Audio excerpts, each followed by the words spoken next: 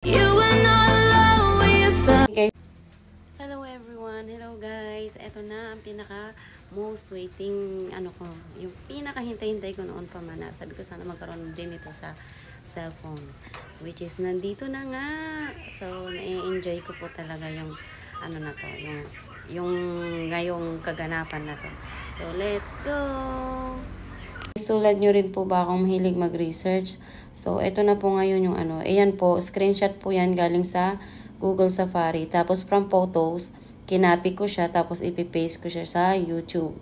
Example lang po ito eh. So, ang kagandahan lang talaga dito, sobrang natuwa ako kasi, imagine from photos, pwede mo na siyang i-copy, tapos ipipaste mo. Kung saan mo gusto yun, panuorin. It's either YouTube or Facebook. Tapos ito naman po, sa pointers to review ng mga bata, ng mga anak ko. Wow guys, gustong-gusto ko to. Alam mo ba ito yung gustong-gusto ko noon na yung hinahanap-hanap ko sana magkaroon nito someday. Yung from photos na, from pointers to review na, i-copy mo na lang tapos ipipaste mo lang dyan sa YouTube. So, ayan, lahat ng review nila, reviewers nila, makikita mo dyan. Parang, ayan, malaking tulong po yan sa mga bata.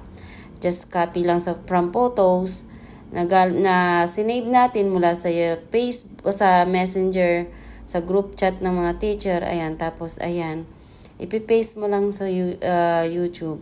Ayan na lahat yung marireview ninyo para sa anak nyo. Kumbaga, added lang yan sa pagre-review nyo. Tapos eto, kung mahilig din po kayo sa hugot lines, pwede na po kayong diretso doon sa Google, tapos i-copy nyo rin po yun, tapos ipipaste nyo lang dito tulad nito sa akin sa Facebook. Kasi minsan, naghuhugot lines din po ako. So, ayan. So, change ko na lang yung background. Ikaw na bahalang gagawa ng background. Di po ba? Ang ganda niya. Saan po itong example, yung picture ng anak ko. I-kinlik ko po yung photos. May lalabas pong copy, add sticker, or i-share. Yung sa akin po, ginawa ko is add sticker. Sa add sticker po, marami din po kayong option dyan kung ano yung gusto nyong gawin. Ginawa ko po dati dyan is anime. So, ayan. Tapos, kinopy ko. Tapos, ipipaste ko sa Facebook. Tapos, kayo na din po bahalang mag-change ng background niya, mag-design. Kasi sa ibang application po, sobrang mahal po niya ng pag-remove ng background. So, not to mention na lang po. Ayan, napakadali lang niya. Pwede mo nang anhin yan. Kasi, mahirap din po mag-remove ng background sa totoo lang po.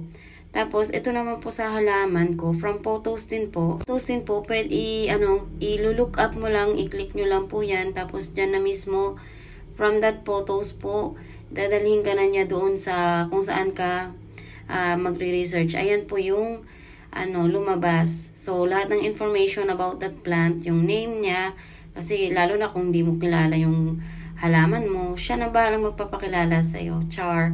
Pero ayan, di po ba, ang dami mong option pag nag-research ka. Kasi ako, kahit madalas po ako talaga, gusto ko nagre-research po ako.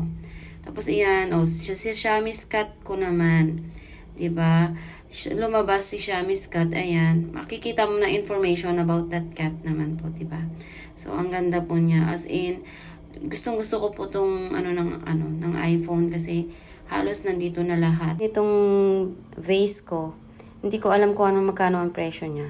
Kinlik ko lang po yan, tapos ayan po yung lumabas. Ang worth it pala, ang taas pala ng presyo. Siyempre, itong iOS 18, ayan yung new wallpaper po nila, ayan yung bago ngayon.